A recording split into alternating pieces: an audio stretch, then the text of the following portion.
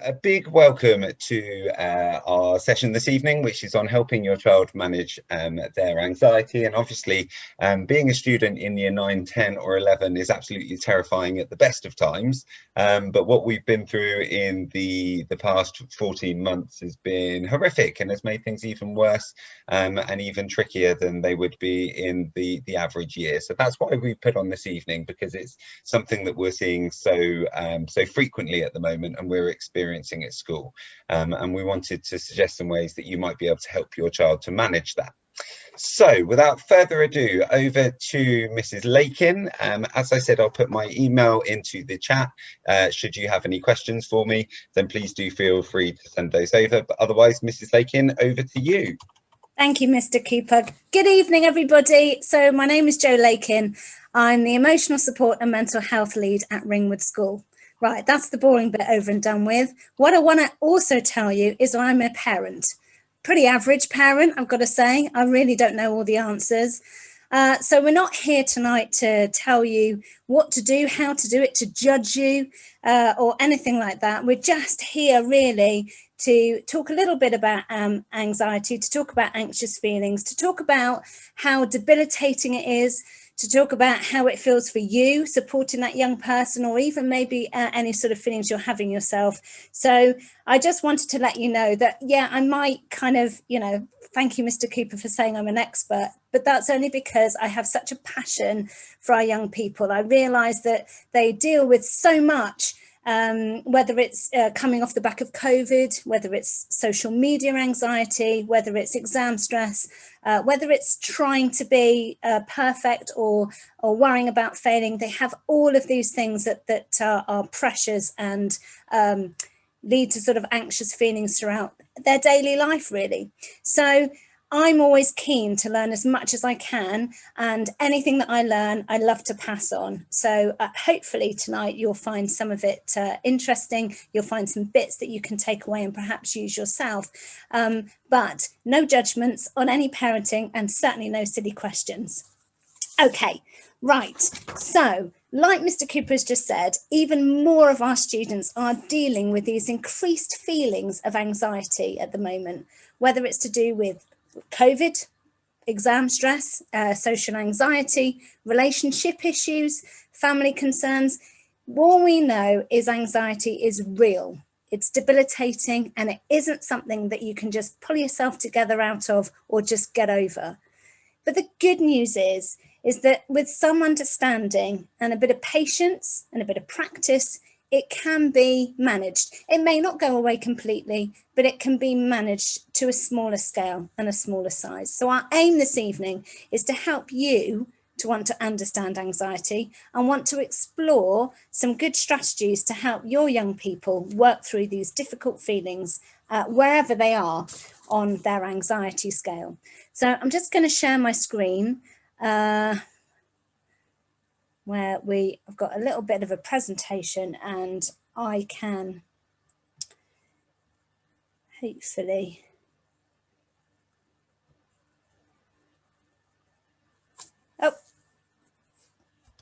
sorry, bear with me. Like I said, that's not my forte. Okay, here we are. So we're going to talk today about helping your young person cope with anxious feelings.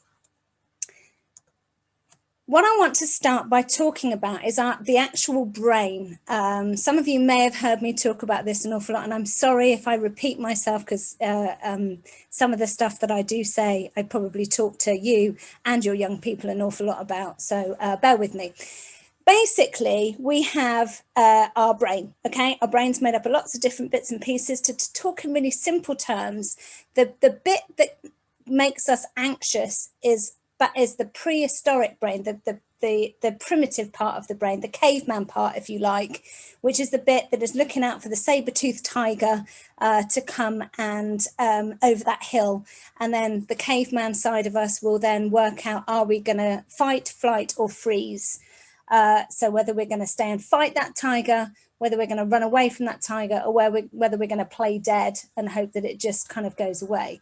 Now, we're still left with those things now. So you'll probably find your young people and possibly yourself in situations where you will be thinking about fight, flight, or freeze. Just to understand that a little bit more, I like to explain it to our young people as, if you can see on the screen here, we've got the executive state, which is the prefrontal cortex at the front, which is the what can I learn bit. We've got the emotional state sort of in the middle there, which is the am I loved, which is so important for all of us. And then the survival state, which is the bit that we're talking about at the moment, the bit that's screaming danger and constantly, particularly in our anxious young people, is asking, am I safe? Am I safe? Am I safe? And screaming danger at them. So let's make this a little bit clearer. Let's look at the brainstem, the emotional bit there. We're going to think about that as a barking dog, right? So it's your guard dog. Any of you guys that have got dogs at home, you know, when they think that there's danger there, they're going to bark like crazy. Okay, so we've got the barking dog bit here. We've also got at the top part of your brain, the prefrontal cortex we've just talked about. Think about that as your wise old owl. Okay, that's the bit that's the common sense. That's the bit that's giving the rational thinking. That's the bit that's problem solving. Okay, now what happens when that barking dog is like, oh my God, danger, danger, danger, barking, barking, barking? It chases the owl away, frightens that owl away. So that owl is there no longer able to problem solve. And that's what often happens to our young people. So for example, if they're struggling to come into school, if they're struggling to leave the house, if they're worrying about whatever the sort of things that they're worrying about, it's because their dog is barking so loudly that they just can't engage their brains. So again, we see that a lot in school, and that's why we talk a lot about strategies and calming. We talk problem solving and we talk calming, because if we can calm down that barking dog, then we can start to use our problem solving skills and bring the owl back that we've just scared away. Of course, thrown into this mix with our poor young people is puberty. Now we know that the chemicals are coming in there and flushing in the brain, and there's all sorts of stuff going on in there while that brain is sort of being re-chiseled and reformed into adulthood. So you'll suddenly find that your young people might like things that they didn't like before. They might dislike things that they previously liked. Their friendship circles may change. Their hairstyles may change. They might experiment with all sorts of different images or, you know, things, and that's normal. That's what that's supposed to be like. However, it doesn't make it very easy for us as parents, because sometimes that erratic behavior can make us feel like, oh my gosh, that's aimed at me. Can I just reassure you, it isn't. It is normal when they go through stuff like that. Their brains are developing, and with a half developed prefrontal cortex, because that's not quite fully developed yet, that owl bit, the empathy isn't quite there. So they've got no interest. I'm sorry, young people, if you're watching this right now, but their empathy, they've got no idea of how other people are feeling. And that's why we often as parents will feel treated like something on the bottom of their shoe. They're not mad at you though, okay? It's just that you happen to be in the way, okay? So remember that. I think that's a really, really great thing to remember, that it's actually, try not to take everything personally and just deal with what you're working with at the time.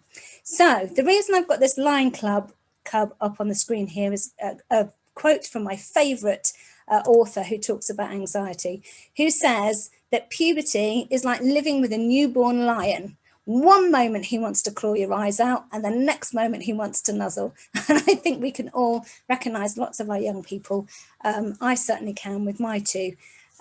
This is the book that I would highly recommend. Like I said, I like to read and make myself as knowledgeable as I can about as many of the subjects that our young people face, because I think the more that you can understand it, the more that you can help. So I recommend that one, and I don't get commission. Right, swiftly on. How to support somebody with anxiety. Let's face it, that's why we're all here today. Firstly, back to the point before, please don't blame yourself, okay? Or add your own stress to theirs. This is about them. This is about what they're going through, and let's make it about them.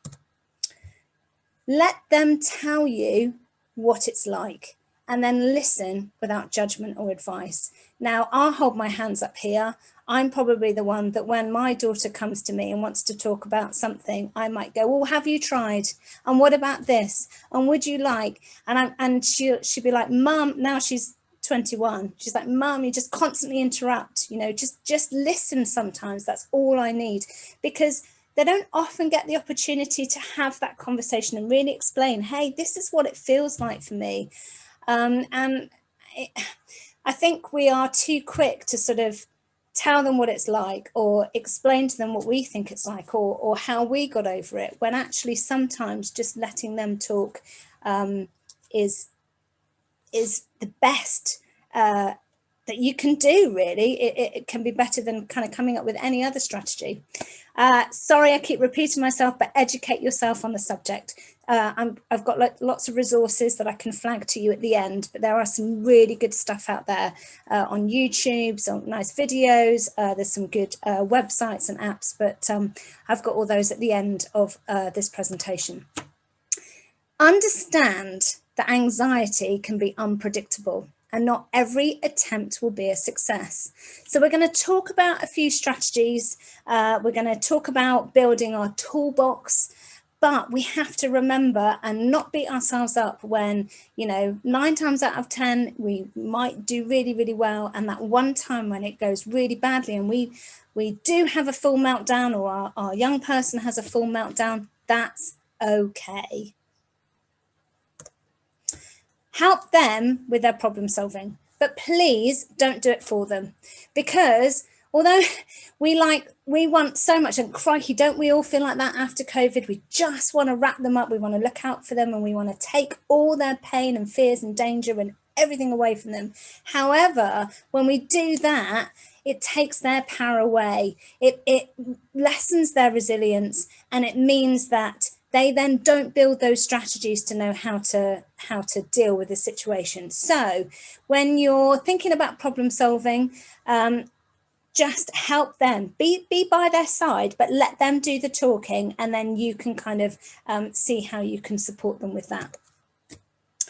And I talk an awful lot to our young people in school about the anxiety monster. Some people like to name it. I've got a couple of students that like to give it a name, because it's much easier to kind of come in and say, I've got one student that calls it Kevin. So he'll come in and he'll go, oh, Miss, Kevin's really bad today. And I don't know, it kind of, it just makes it less of a negative thing. I don't know why, but that really works for him. So again, these are all little strategies that our young people adopt to sort of help them deal with it in the day.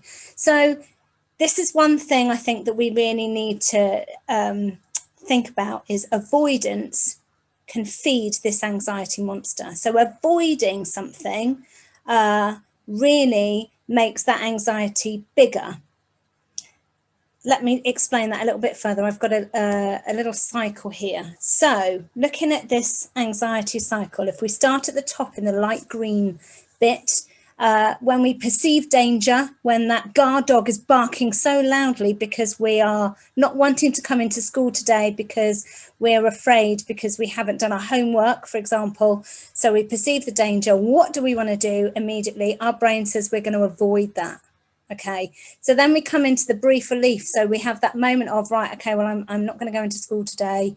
That brief relief that says, oh, phew, great, well done. However, that's really quickly replaced with an even bigger anxiety, because now not only have you got the anxiety from yesterday, if you haven't been into school, but you've then got the added anxiety of, oh my gosh, how am I going to avoid going in tomorrow? How have I done all my homework from, do I need to catch up with the stuff that I wasn't in school with? What if my friends were in there and they all don't want to be my friend anymore? The anxiety just grows and grows. So as much as being in a situation that makes our young people anxious is tough for them, it is debilitating, it's a horrible, horrible feeling, the less we can avoid it, and the more we can give them the tools and the strategies to be able to problem solve their way out of it, the better it is for them. I know that's a really difficult thing to hear. Okay, let's look at some coping strategies. There are loads, of course. I'm going to mention a few of my favourites, I think, that work really well, but I really am just touching on it. So if you want any further information on anything, or I say I could talk forever. So if you want any more information, do feel free to email me or ask in the chat, or we can always put on other sessions for other stuff. So talk to us, we will provide that stuff. Okay, coping strategies. The most important thing, if we're thinking about a problem that our young person has, is to break it down into tiny achievable steps. Okay, so for example, and I think I've got an example of this further on in this presentation, you just think about what is the problem. Let's say the biggest bit of anxiety we've got at the moment is that we're afraid of dogs. Okay, so the first thing we're going to do is to maybe listen to walk past a dog. That might be the first tiny little step. And then you kind of just build up to the point where you might sort of feel a little bit more comfortable around dogs. It's just breaking everything down rather than just saying, okay, we're just going to go and hang out with a dog for the day. It's just making those steps really achievable. Remember, it's okay for us to feel anxious sometimes. Anxiety is actually a really good thing. I'm going to let you into a little secret. I've been anxious all day about doing this presentation because I really wanted to get it right. But we also know that anxiety helps to make our brain sharper. It helps us to remember stuff. It helps us to perform better. So actually, anxiety is there for a reason. It helps us to perform better. We also know that if we were in any danger, actually, if that anxiety, if that dog is barking, it's alerting us to danger and telling us we need to do something about it. So remember, anxiety actually is good. It is there to keep us safe. So it is okay for you to feel anxious. A really good strategy I work with our young people is on sensory tools. So again, all of these strategies that I'm talking to you about, some of them you'll go, oh gosh, no, can't do that. Whereas some of them you might say, well, actually that really works for me. So it's about playing around and just working out what is right for you as a family, for your young person, and the situations that you're finding that you have anxious feelings about. So sensory tools are just something that you can hold. What we're always trying to do when our young person is anxious is to bring them back into the moment, okay? Because think about it, when you're anxious, you're anxious about something that might happen in the future, or you're anxious about something that has happened in the past. You're very rarely anxious about what's going on here and now. We tend to be worrying about something or worrying about something that's happened. So the more we can bring us back to now, the better we can feel, and then we can calm down and then work out how we're going to solve this problem. So sensory tools are very much based on the senses, of course. So anything that one of the activities I do with our young people is, okay, just to sort of quickly sort of calm them down. What can you hear? What can you see? What can you smell? And then it just kind of brings them back into the now. Of course, with COVID, I used to have in my room Play-Doh or slime or anything like that they can kind of feel, fidget toys or kind of stuff, to pipe cleaners to sort of wind around your finger, anything like that kind of just makes our young people feel better, are really great. Before my daughter did her GCSEs, we actually had a shoebox. We went out together to the pound shop and bought loads of things to put in the shoebox because when she was feeling sort of stressed, the exam pressure, then she could have something, whether it was colouring in there or whether it was slime or Play-Doh or anything like that. It was just really helpful for her. Or timers, they're really good, or glitter balls. Anything like that, really good. Sensory tools are a very good coping strategy. Calming tools are really good too. Anything that can kind of make you calm and just get to the stage where you can stop your dog from barking too loudly and be able to really listen to what the dog's trying to tell you, what is the danger, so as you can then deal with it. So calming tools can be breathing, square breathing, counting the colours. I have mentioned some of these in some of the other videos that are on our YouTube channel. So anything like that can calm our people down. I know that lots of them go, oh, breathing doesn't work for me. And that's absolutely fine. But sometimes it might be finding something else like, oh, I'm just going to sit here and see how many circles I can see in the room. Just anything that sort of distracts your brain and calms you down, takes you away from that anxious thought just for a minute while you regain yourself and then work out how you're going to problem solve your way out of it. Thinking tools are really good as well. So just working out how you can reframe how you think. You know, if you walk into a session and say, well, I always fail at exams, when you walk into that exam room, then you're going to feel, oh my gosh, you know, you'll feel the pressure of that. And then that kind of becomes like a self prophesizing cycle that you actually, oh, well, I did fail, so therefore I must always fail.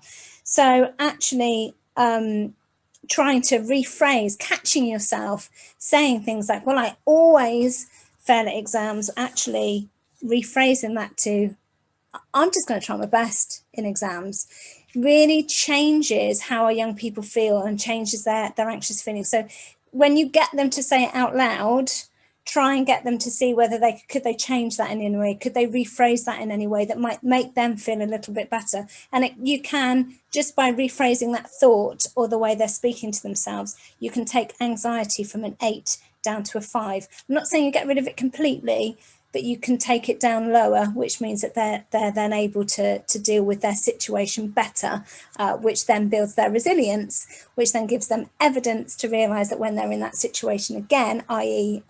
talking about exams, that they'll realise, hey, you know what, I did it last time, so maybe I can do it again. Back to this book about Frazzle, there's some really good sort of mindfulness activities, and it's very funny. I know people sort of talk about mindfulness and we all go, oh, because it's such a well-used word. I think we all got a bit bored of it, but there's some really, really good stuff in there. So I would highly recommend that one. Distraction's a good one too. So anything you can do to sort of take your thoughts away from that thought that's really making you feel quite anxious, just while, yet again, you develop a solution to the problem, or you get yourself calm enough that you can then go and speak to somebody else and explain to them how you're feeling so as they can help you. So this is the most important thing, I think. We have to remember all of these strategies that I've listed here, and all the other ones that you can go off and find on the internet or places like that. They're all really simple. However, they do take time and you do need to practice them to get them perfect, which is why I've included a little picture of a girl on a bike, because we all know that none of us got, well, I don't know, so maybe some of you did, but none of us got straight on a bike and rode it and that was it. We had to keep practicing to stay on that bike. And this is the same with coping strategies. And this is why our young people go, well, it doesn't work for me, because you do need to practice it, and you need to practice it when you're calm. So it's the sort of thing that you might lie in bed at night and say, okay, well, let's practice one of these coping strategies now, like imagining myself in a safe place. I'm just going to practice that now. So the more you can help your young people to practice those strategies when they're calm, the more that they will then go to those when they need them, because you cannot use any of these strategies when you are at a 10 of anxiety. You're right, it won't work. If somebody is going through a huge panic attack or anxiety and you go, oh, come on, let's do some square breathing. Yeah, no, that's not going to work. It has to be something that they've practiced when they're calm. I hope that makes sense. Going back to the tiny steps, I wanted to share with you one of these goal ladders that I worked with a young person about coming back into school. So this young person was really worried about coming back into school after COVID. So we literally, rather than just saying, well, you've just got to come back in and that's it, we worked through step by step, and the numbers on the rungs of the ladders in the corner were the dates. So, and this is what this young person did. So they started off by just opening the front door. That was the first goal, day one. Number 2, walk to the end of the path. Number 3, let's do something really nice. We're going to walk to the shop to buy some sweets or a chocolate bar. Number 4, we're going to do that same walk with a friend. Number 5, day 5, we're trying on our uniform in our bedroom. Number 6, stand outside the school gate. Number 7 was walk just halfway and then know that you could then come back. And then number 8 was tell a close friend how you feel. So as they've got your back when you go into school, tell them what you're going through so as they can help you. Walk half of the way to school, so the other half. And then the first day back, you did it. What are you going to reward yourself with? How are you going to celebrate that success? So that is, I think, a really good example of taking an issue of worrying about going to school on the first day and breaking that down into tiny achievable steps. Okay, so we talk about all these strategies. Now we're thinking about building our toolbox. If I have a massive leak in my kitchen and I call the plumber, I am expecting the plumber to come with this big toolbox. I'm expecting him to come with his toolbox, look at the leak in my bathroom and then go, oh, which tool do I need to use for this? Is it going to be the big spanner or the ratchet or the hammer? I don't know. Which one of those tools is it going to be? And that's exactly what we want our young people to do. And us, let's face it, we want to be able to come to a situation and go, oh gosh, I'm feeling really anxious. I'm feeling really nervous about something. What tool can I use to help myself through this?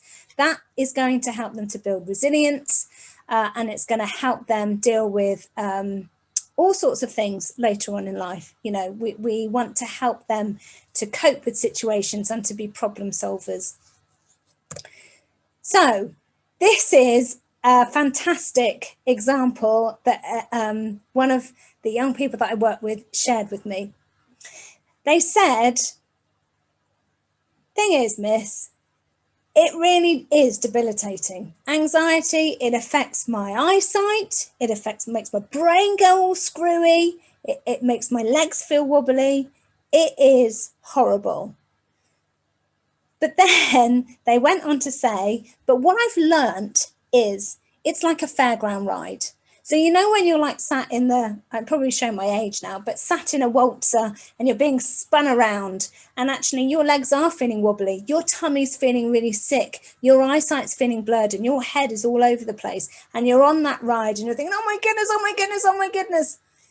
You need to just hang on because you know it will finish. And this is what this young person said to me. She said, I know I've got two things that will happen. One is I either choose, hey, do you know what? I'm not going on that ride today. I'm going to use one of my tools and I'm not going on that ride. Or if it's a day when actually there's not a lot that they can do about it, it's just hang on, this ride will finish. And then with your toolbox, talking about your strategies, keep checking on your strategies, like you keep checking on your tools to check that they're still working and clean and whatever. You need to check what strategies are you using. Check on your thinking tools, check on your breathing tools, check on your distraction strategies and your fiddle tools. Have you got them all there? Are they all to hand? Are they in your toolbox ready for you to use? A safe place, I think, is really important for our young people. Often when they talk to me, their safe place will be their bedroom. That's somewhere where they want to go.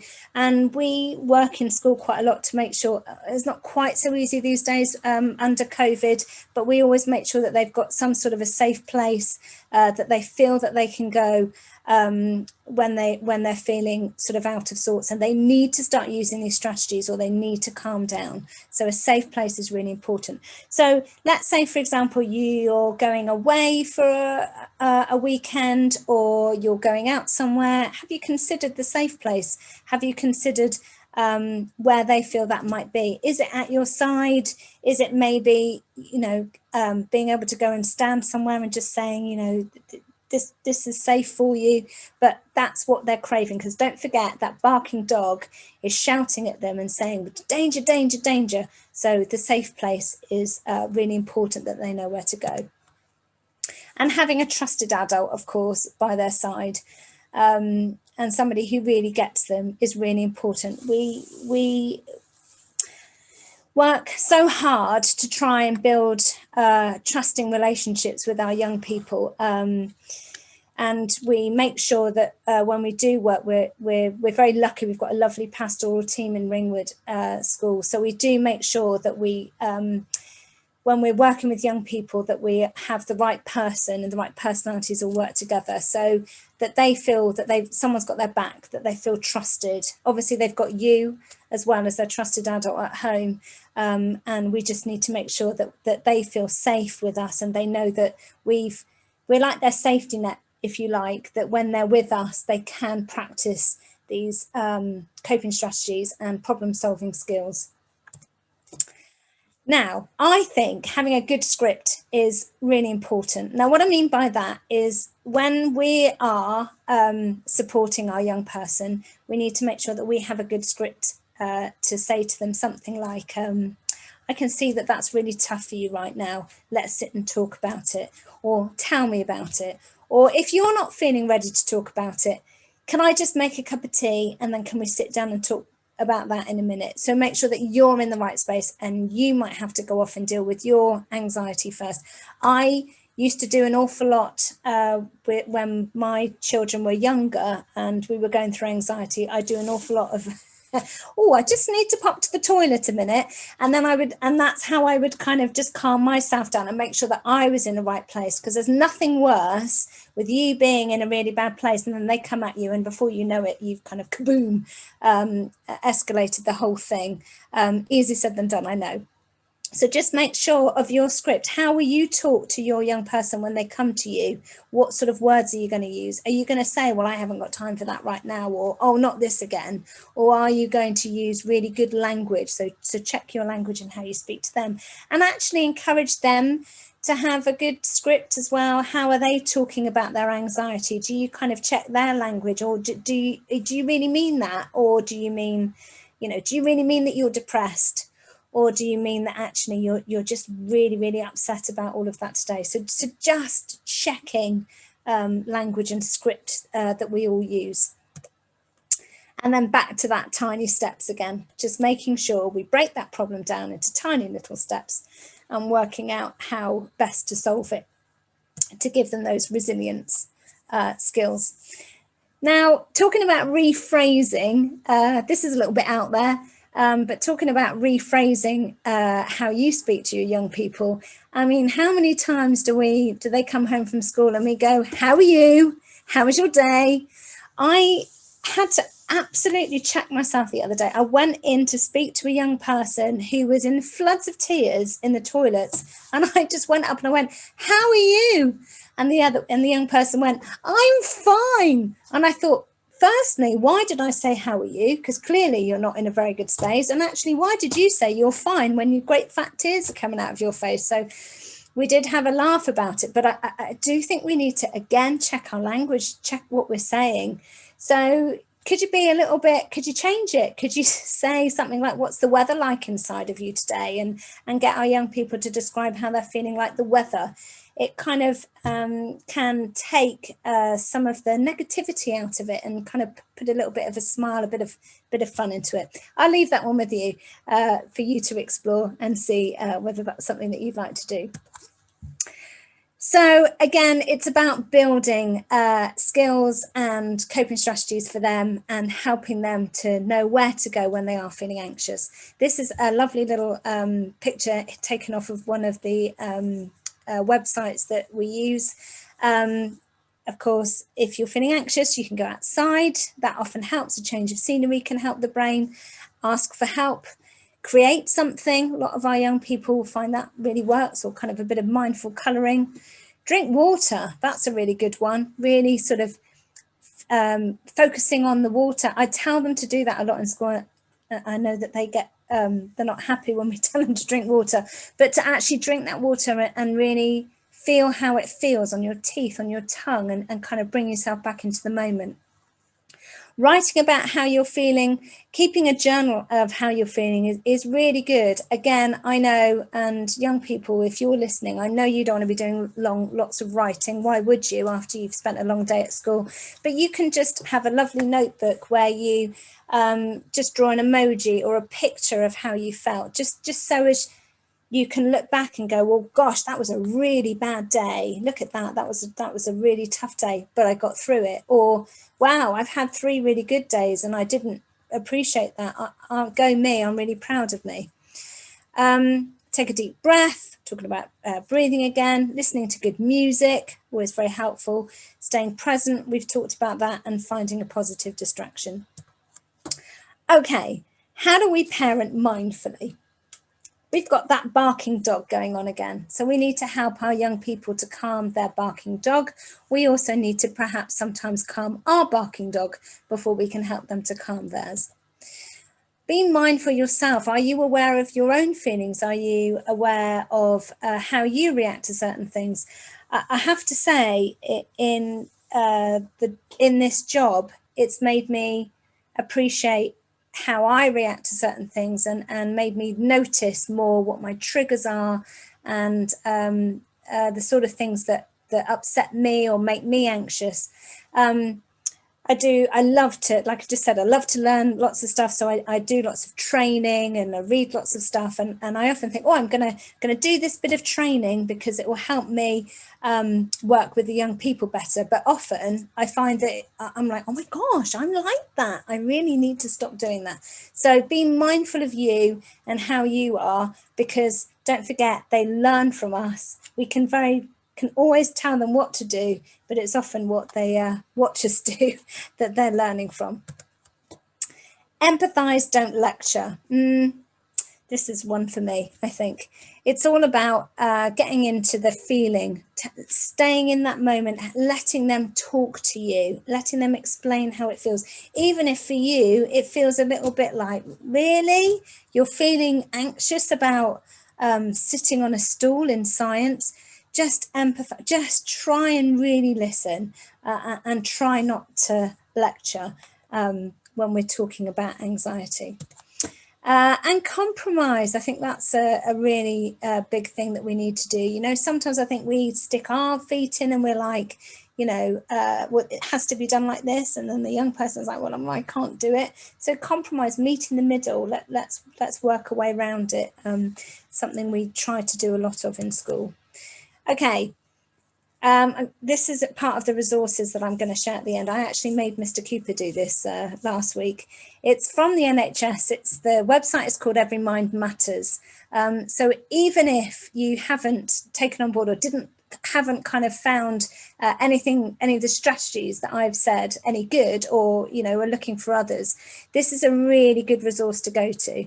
So you literally click on the Get Your Mind plan. You do a quiz, it asks you 5 simple questions, and then it gives you ideas of things that you can do to help either boost your mood, improve your sleep, your anxiety, and just feel more in control. It's a really, really good tool. I would recommend at the end of this, you all go off and do it, because you'll really benefit from it.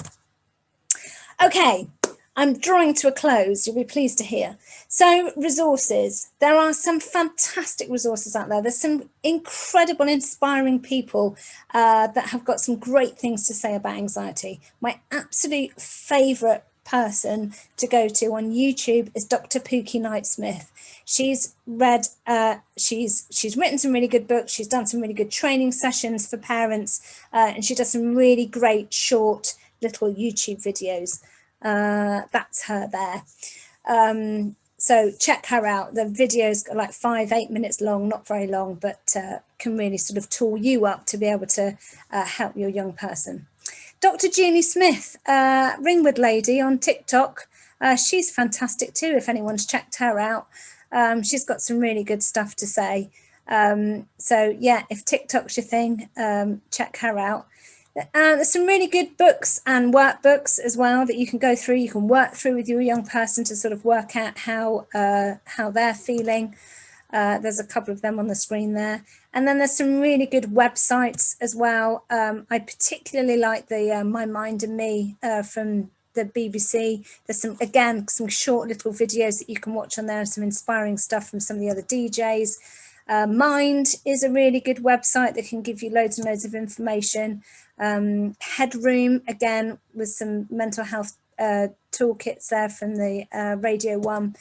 And CAMS are very good. They give you some great sort of stuff to work through as well. We've also got loads of apps. If your young people are into that, so do look into those. We actually, as a school, buy into Think Ninja, which is a really good app as well. So there's loads and loads of stuff out there. We've actually just produced some cards that are going out to our young people. They've just gone out to our Year 11s today, and they detail on them the websites and the apps. We've got some cards going out with other telephone numbers and stuff. So we're really listening to our young people at the moment after the feedback survey that we did when we came back to school.